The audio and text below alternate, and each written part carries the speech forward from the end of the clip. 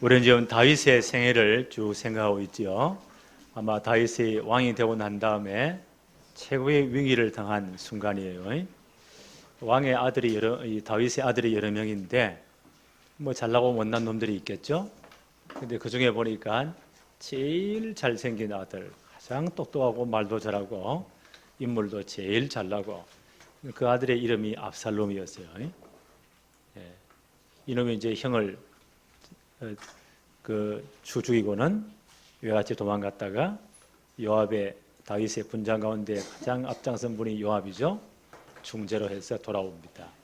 다윗이 직접 만나주지 않잖아요. 이런 여러 가지 반감을 가지고는 이 다윗을 만난 후에 한 4년 동안 이 쿠데타를 일으킬 아버지를 죽이고 지가 왕이 될 계획을 세워요. 이 끔찍한 사건이잖아요. 다윗이 누구예요? 마태복음 1장 1절, 우리 결론부터 말씀드리면 마태복음 1장 1절, 신약 성경의 마태복음은 유대인들을 위한 복음서예요. 유대인들은 이 사실을, 역사를 잘 압니다. 그래서 뭐라고 기록하고 있습니까?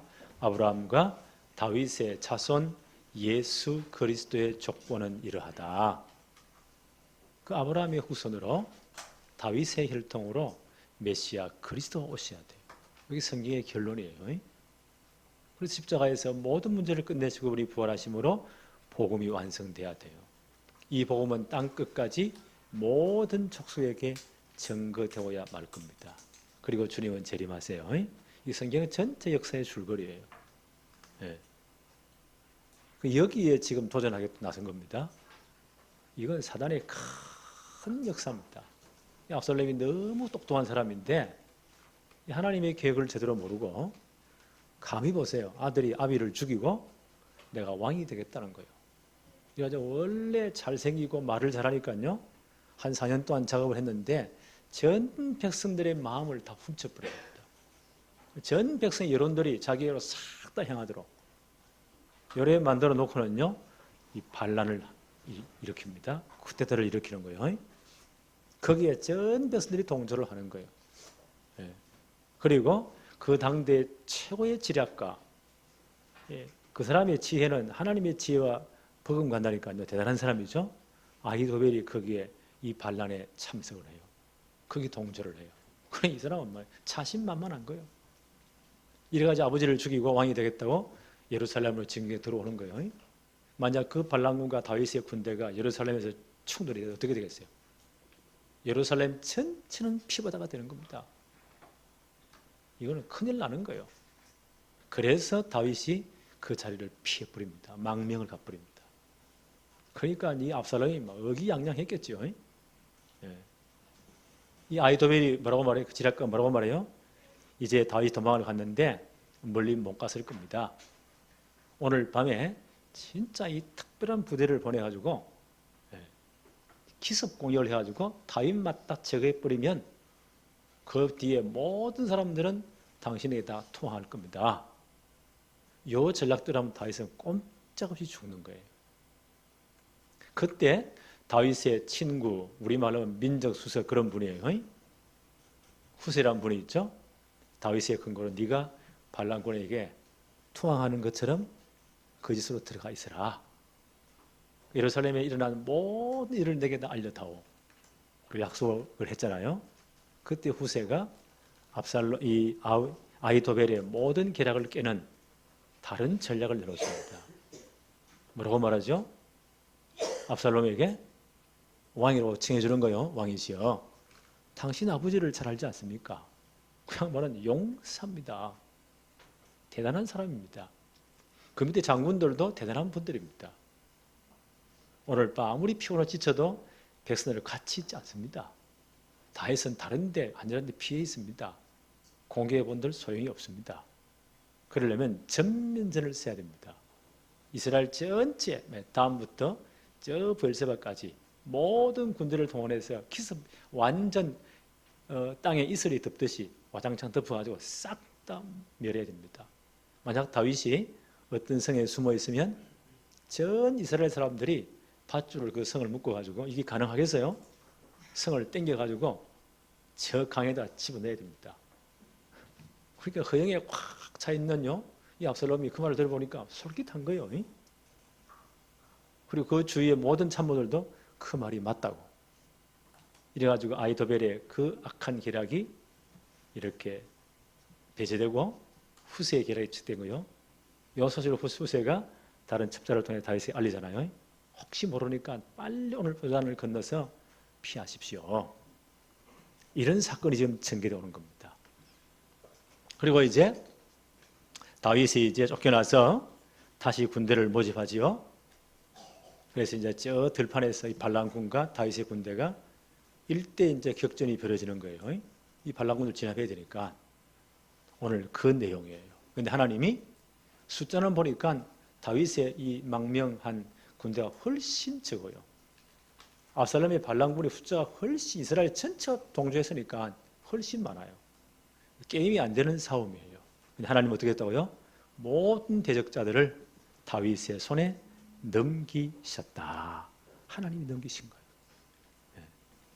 그 전쟁은 하나님의 손에 있는 거예요. 자, 1번 한번 볼까요? 이제 세 부대로 나누어서 다윗의 부대가 출전을 합니다. 오늘 본문 말씀 사무엘하 18장 1절로 2절에 보니까 다윗이 이제 자기의 그 군대 장관들을 세우죠.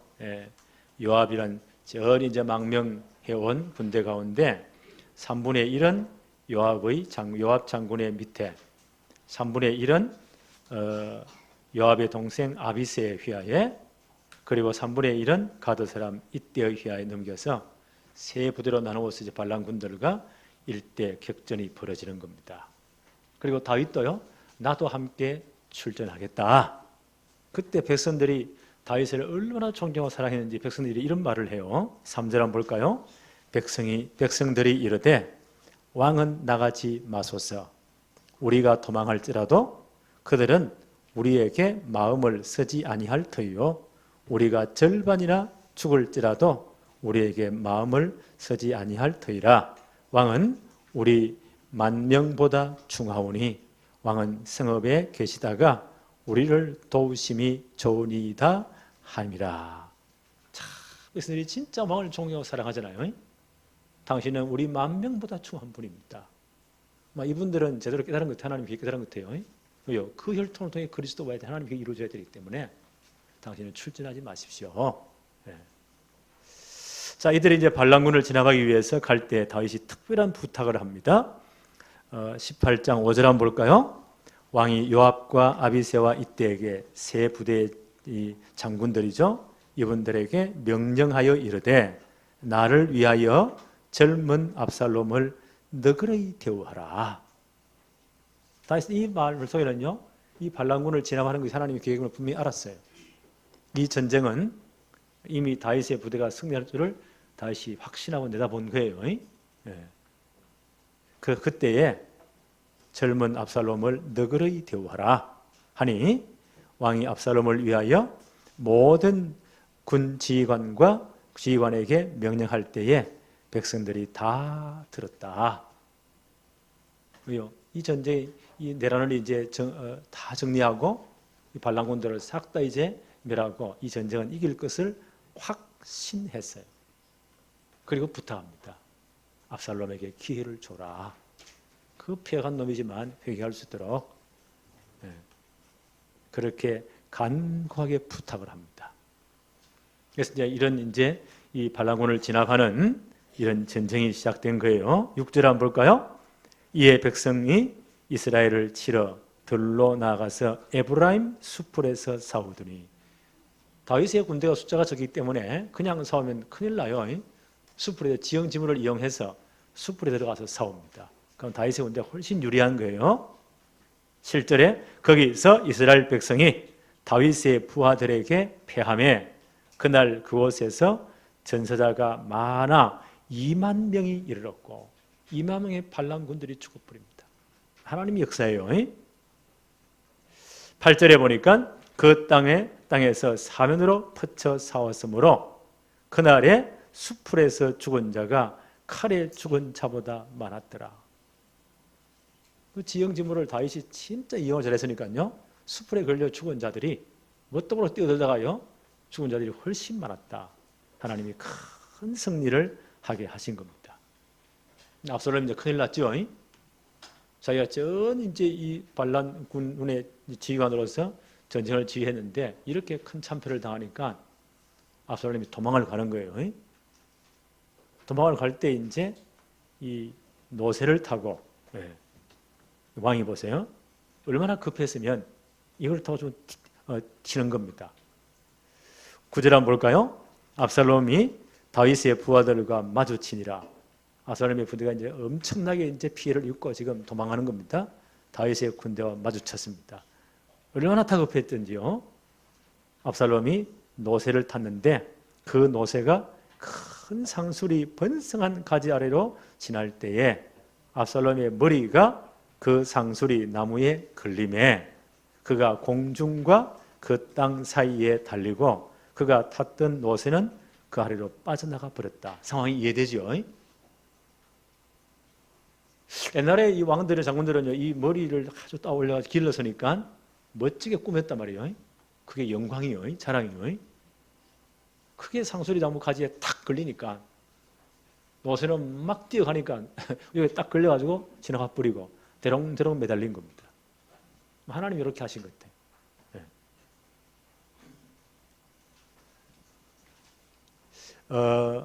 사무엘하 14장 25절 27절에 보니까 이런 말씀이 있어요. 온 이스라엘 가운데 압살롬 같이 아름다움으로 크게 칭찬받는 자가 없었으니 아마 그 당시 이스라엘 모든 사람 남자들을 다 세워놓으면 압살롬이 제일 잘난 것 같아요. 키도 크고 인물도 잘생기고 말도 잘하고 사람들의 마음을 싹 빼앗아갈 만큼요. 이만큼 이 양반이 잘생긴 사람 똑똑한 사람이었어요. 그는 발바닥부터 정수리까지 흠이 없었더라. 이렇게 성경은 표현을 했어요. 그의 머리털이 무거움으로 연말마다 깎았으며 아마 머리숱이 굉장히 많고 이렇게 무색한가 봐요. 그게 또 자랑이었어요. 이래서 연말마다 깎는데 그의 머리털을 깎을 때에 그것을 달아본 적 그의 머리털이 왕의 저울로 200세겔이 되었더라. 1세겔은 11.42g이에요. 1세겔이 11.42g. 꼬박이 200. 그럼 얼마예요? 2284g이에요. 그럼 몇 킬로요? 2.24, 2.3kg쯤 돼요. 1년 만에 머리를 한번 깎았는데 2kg나 되었다. 얼마나 이 풍성했으면. 이게 또 자랑이 이걸 또 머리를 또 꾸며놨으니까 대단했겠죠. 그게 탁 걸린 거예요. 이 양반이 제일 그렇게 교만한 그걸 또 자기가 얼마나 교만했을까요? 얼마나 폼을 잡았을까요?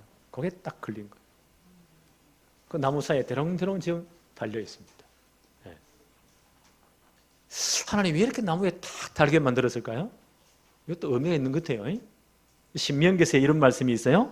신명기 21장 22절로 23절에 사람이 만일 죽을 죄를 범하였으므로 압살롬이 죽을 죄 몇 번 죽어도 당연한 죄 아닙니까? 사람이 만일 죽을 죄를 범하였으므로 내가 그를 죽여 나무에 달거든 그 시체를 나무 위에 밤새도록 두지 말라. 그날에 장사하여 내 하나님 여호와께서 내게 기업으로 준 땅을 더럽히지 말라. 왜냐하면 나무에 달린 자는 하나님께 저주를 받은 자니라. 그 시체를 밤에 가만히 두어서 하나님이 거룩한 땅을 더럽히지 말라는 거예요. 나무에 달려 죽은 자는 뭐요? 하나님께 저주를 받은 겁니다. 압살롬이 그렇게 교만했던 자랑의 상징이 머리가 딱 걸려가지고 나무에 대롱대롱 죽기 직전이에요. 하나님의 저주를 상징합니다. 이러니까 이제 이 요압의 군사관도 하나가 이걸 봤단 말이에요. 그리고 이제 요압 장군에 가서 보고를 합니다. 압살롬이 딱 머리에 걸려가지고 나무에 달려 있습니다. 요압이 막 화를 내는 거예요. 그를 당장 죽이지 왜 보고하느냐고. 군사가 뭐라고 합니까? 왕이 분명히 출전할 때 말했지 않습니까? 새 장군이 전 백성들에게 이 전쟁은 반드시 승리할 것인데 압살롬을 너그리 용서해 줘라, 봐줘라, 회개할 기회를 주자 라고 말했지 않습니까? 요압은 못 참는 거예요. 요압은 이 압살롬이 굉장히 감정이 많잖아요. 압살롬이 그 형을 때려 죽이고 찔러 죽이고 외곽쪽으로 튀어가서 있을 때에 누가 중재에 데려왔죠? 요압이 데려왔잖아요. 여러 가지 말을 썼는데 이 모든 은혜를 저버리고 이놈이 아니요? 감히 아버지를 죽이고 발란이 이렇게 왕이 되겠다. 요압 속에 열받친 거예요. 나는 절대 그래 못한다는 거예요. 왕의 명령이 뭐가 없다. 이래가지고요 창을 세게 뜨고 부하들을 데리고 뛰어갑니다. 성경 한번 볼까요? 12절부터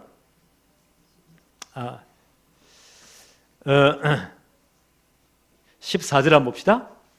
요압이 이르되 나는 너와 같이 지체할 수 없다 하고 손에 작은 창 셋을 가지고 가서 상수리 나무 가운데서 아직 살아있는 압살롬의 심장을 찌르니. 한 방에 죽었겠죠? 요압의 무기든 청년 10명이 압살롬을 에워싸고 쳐 죽이니라. 비참하게 죽어버립니다. 이게 하나님을 거역한 자의 마지막이에요. 그러니까 요압이 어떻게 하죠? 16절에 나팔을 불매 백성들에게 백성들이 그치게 하니 그들이 이스라엘을 추격하지 아니하고 돌아오네. 이제 반란군이 다 진압되는 거예요. 나머지는 다 도망가 버리고 반란이 진압됩니다. 전쟁이 끝납니다. 이 소식을 이제 다윗 왕이 알려야 되겠죠. 다윗 성에서 지금 기다리고 있으니까 누구를 보내요? 이스라엘 사람을 보내지 않아요. 이 슬픈 소식이니까. 압살롬이 죽었으니까 다윗이 분명히 부탁했잖아요. 살려 회개할 기회를 주자. 그 요압은 감정 때문에 죽여버린 거예요. 그래서 이제 다른 사람이 전달해 못하고 구스 사람에게 이방인들이 소식을 전하게 해요. 성경 한번 볼까요? 21절에 요압이 구스 사람에게, 구스란 것은 아프리카 저 북쪽이에요. 지금 에티오피아가 아닌가 그렇게 말하는 학자들도 있어요. 그 당시 많은 아프리카인들이 팔레스타인에게 살았거든요. 혹은 노예로 오기도 하고 용병으로 돈을 받고 싸운 사람 용병이라 해요. 용병으로 오기도 하고 아마 그 중에 한 사람인 것 같아요. 21절 요압이 구스 사람에게 이르되 내가 가서 본 것을 왕께 아뢰라 하매 구스 사람이 요압에게 절하고 다름질하여 가니라. 이 승리수를 전하게 뛰어갑니다. 그때 22절 한번 볼까요? 사독은 그 당시 제사장이에요. 제사장의 아들, 사독의 아들 아히마아스가, 이 사람이 모든 연락처이거든요. 전령으로서 아히마아스가 다시 요압에게 이르되 청하건대 아무쪼록 내가 또한 구스 사람 뒤를 따라 달려가게 하옵소서 하니 요압이 이르되 내 아들아 너는 왜 달려가려 하느냐? 이 소식으로 말미암아 너는 상을 받지 못하리라. 다윗이 진짜 슬퍼할 거다. 아들이 죽었기 때문에. 근데 너가 왜 가느냐? 근데 이 양반이 또 졸라댑니다.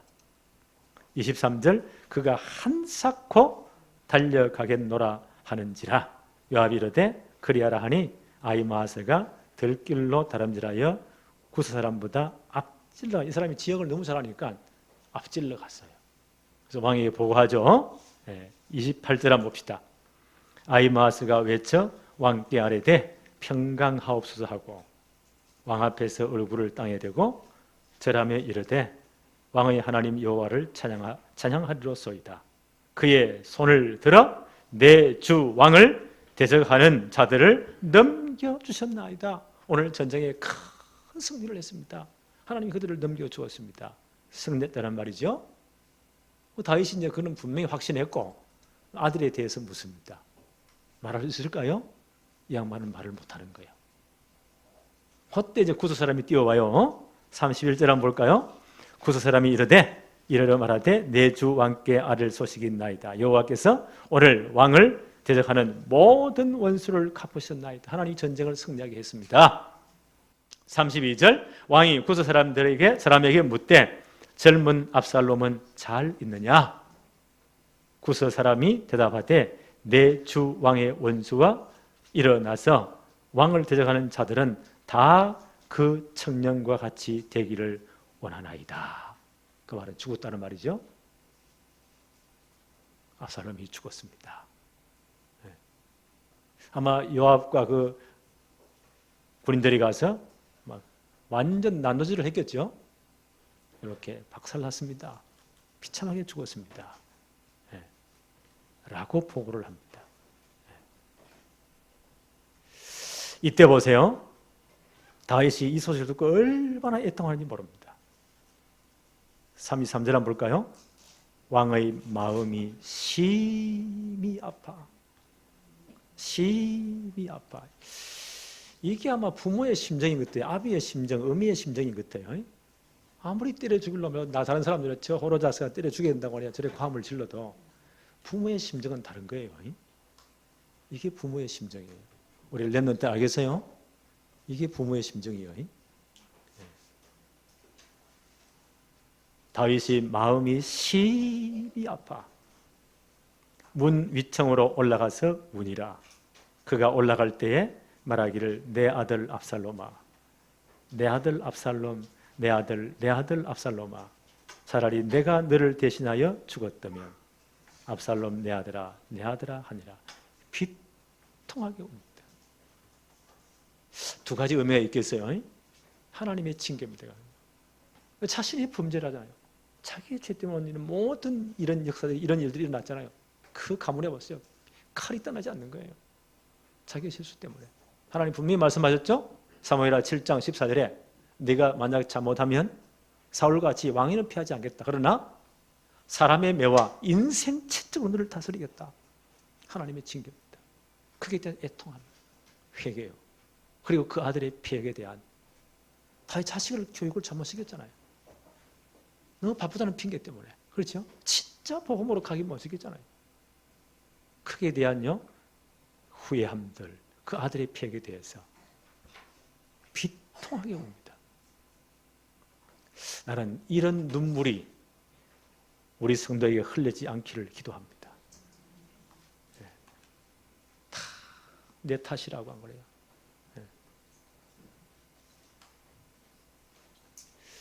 렘넌트를 후대를 바르게 양육하지 못한 그 애통입니다.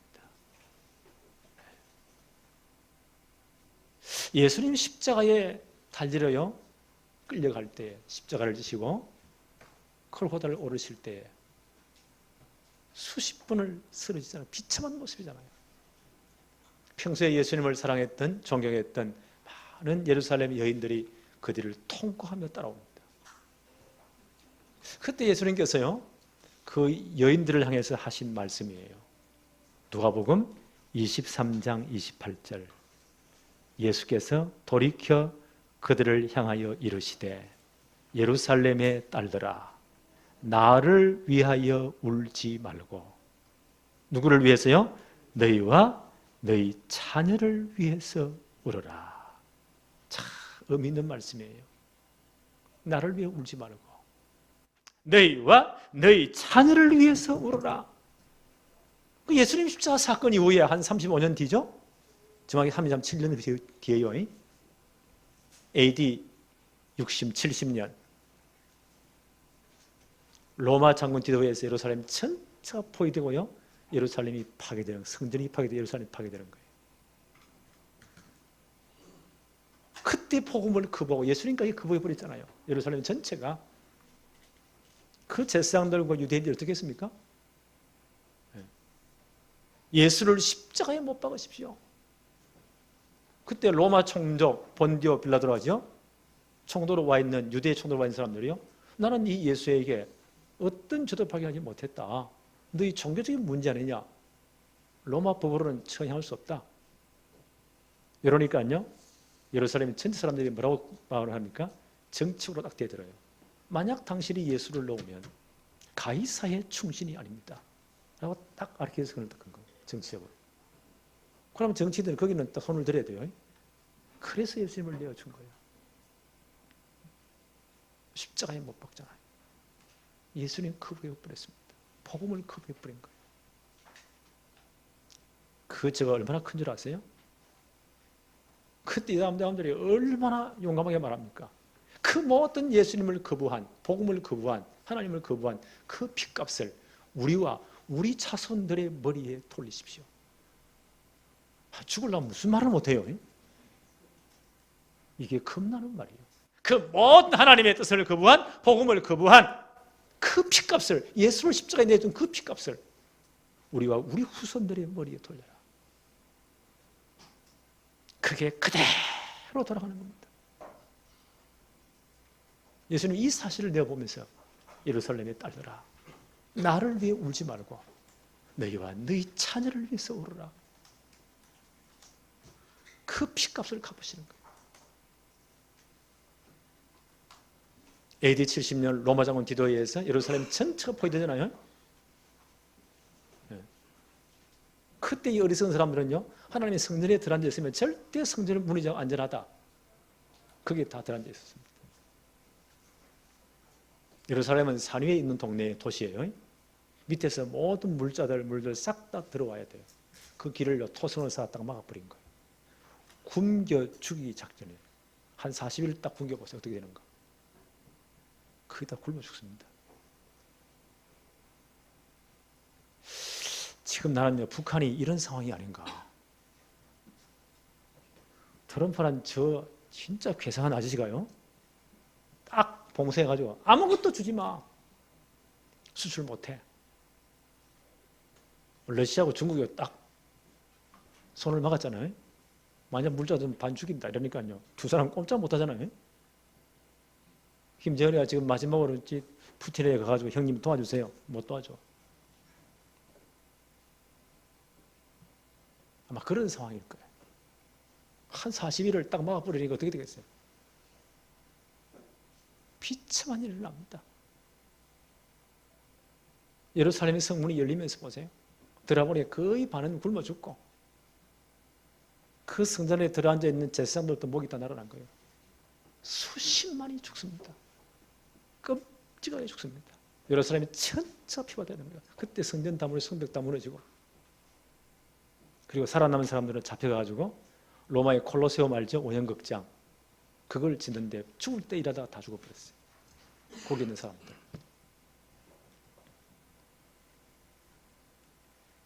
복음을 거부하고 살아남을 자가 없습니다.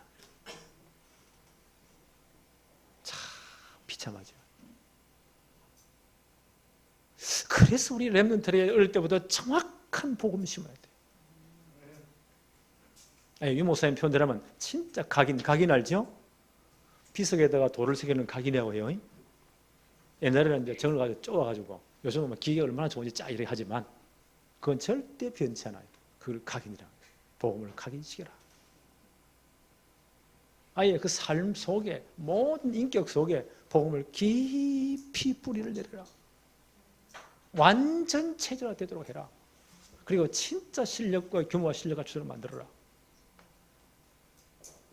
이렇게 하지 않으면 이 세상을 못 이깁니다.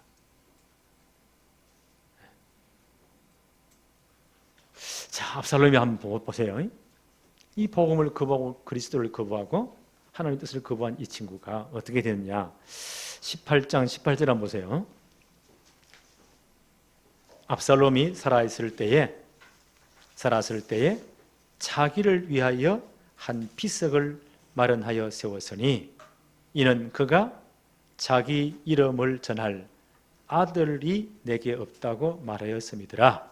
그러므로 자기 이름을 기념하여 그 비석에 이름을 붙였으니 그 비석이 왕의 골짜기에 있고 이제까지 그것을 압살롬의 기념비라 일컬었더라. 압살롬이 살아서 자기 기념비를 세웁니다.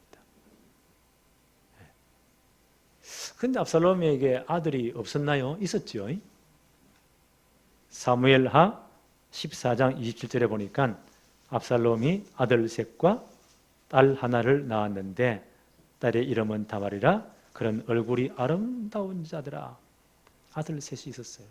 아마 이 와중에 아들 셋이 다 죽은 것 같아요. 하나님이 다 쳐 죽여버립니다. 이 당시 습관으로요, 한 가문에 아들이 없다는 것은요, 대가 끊어지는 거예요. 하나님의 저주였어요.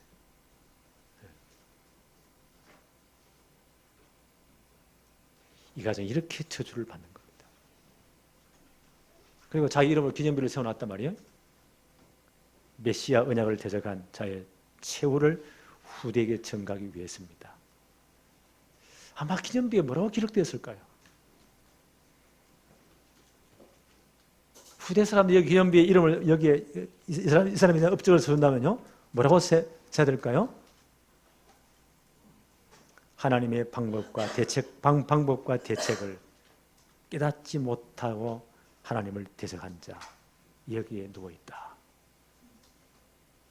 아니면 복음을 대적한 자, 여기에 누워 있다. 아마 이랬었을 것 같아요. 후대가 그렇게 지금 평가하고 있잖아요. 역사를 잘 한번 보세요. 하나님의 역사 복음과 한 시대가 부딪힌다. 시대가 깨어지는 겁니다. 하나님의 복음과 한 나라가 이걸 막았다. 하나님 나라를 박살내버려요. 애국 보세요. 박살나잖아요. 하나님의 복음과 사상입니다. 한 사상을 다 깨어버립니다. 한때 공산주의가 지구 3분의 1을 다 장악했잖아요. 그 나라 어떻게 했어요? 지금 밥을 먹는 비참하게 다 망해버립니다. 마지막 남은 사회죠, 저 북한이. 그래서 곧 망할 거예요.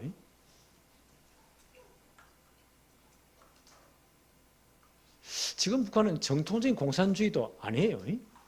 김일성 유일신, 김일성 어버이 영원하다 생각해요. 하나님 자리에 앉아 있어. 저 체제가 보니까 김일성 유일 영생교 사이비 종교 체제 같아 보니까 요래 딱 되어 있어요.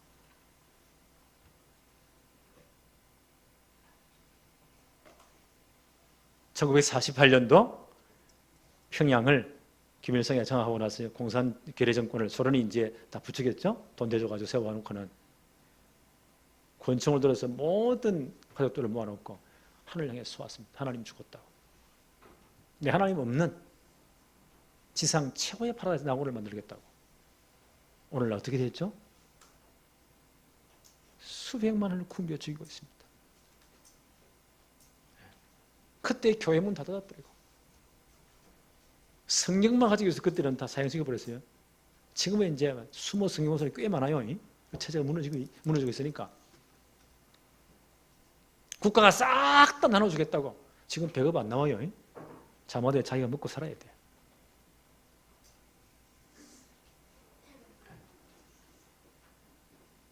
그때 대한민국은요, 1948년도 8월 15일 날 전 국회가 처음 시작될 때 이훈영 목사님이랑 그 국회의원이 그분이 기도로 국회가 처음 열린 거예요. 이런 나라도 처음이에요. 국회 속기록지 1장에 거기에 기록되어 있습니다. 성경에 손을 얹고 세워졌어요. 나는 그래서 우리 렘들에게 한국의 해방 이후에 근현대사를 좀 공부시켜야 되겠구나. 기독교 입장에서, 복음 입장에서. 8월 달에 이제 WRC 렘넌트에 끝나면 우리 성경학교 할 때 하루 정도는 제대로 이 공부를 깊이 좀 시켜야 안 되겠는가. 그렇게 처음 시작할 때는요, 북쪽이 훨씬 더 잘 살았어요. 1970년대까지는. 그러나 그 다음부터 어떻게 됐어요? 지금 어떻게 됐어요? 50배 차이가 나요. 50배. 지금도 복음을 거부하고 있잖아요.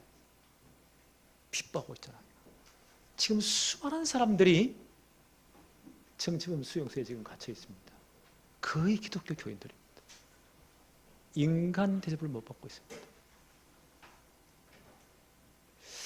그들이 흘린 순교의 피, 그들이 흘린 눈물의 기도 하나님이 그냥 넘어갈까요?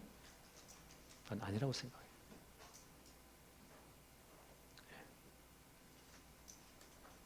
그래서 저 정권이 무너질 날이 얼마 남았다 나는 확신합니다. 복음을 거부하고 살아남은 시대가 없습니다. 복음을 대적하고 살아남은 나라가 없습니다. 하나님이 다 무너뜨립니다. 아예 딱 모델로 보일 거예요. 그럼 저거 다 무너지지 않는 다음 저 땅을 다시 회복해야 돼요. 누가 필요해요? 그래서 렘넌트가 필요한 거예요. 그래서 우리가 우리 후대를 준비하는 겁니다. 단 진짜 복음으로 딱 각인된, 인생 전체 인격에 복음이 진짜 뿌리 내린, 복음으로 정말 체질화된 그리고 정말 규모 있고 실력 있는 이런 렘넌트를 키워야 된다. 저 땅이 해방되는 날요, 저 땅을 재건하는 날이 필요해요. 과정이 필요해요.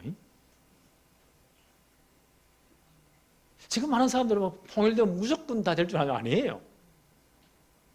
무조건 저 문 열어버렸다. 어떻게 해요? 지금 밥을 먹는 거짓대들이 한 2천만이 남한으로 다 내려온다 치다 어떻게 해요?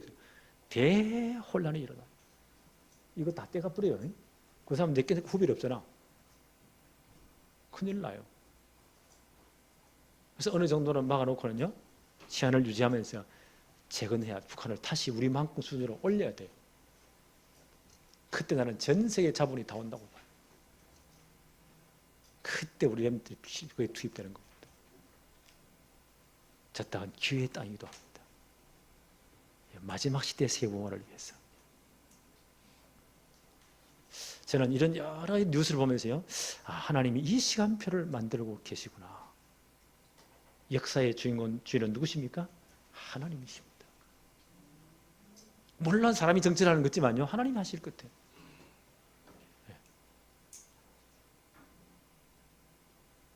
복음을 제거하고 살아남은 자가 없습니다. 하나님 이 시간을 준비하고 계신다. 그래서 우리 렘넌트들이 소중한 거예요. 제대로 훈련시켜 그날 딱 투입돼야 돼. 마지막 시대의 세계복음화를 모든 빛의 경제, 미래 경제, 렘넌트 경제는 저 땅에서 회복될 것이다. 저의 확신입니다. 저의 기도이기도 합니다.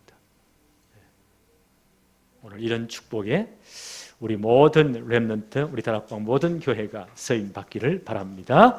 하나님 아버지 감사합니다.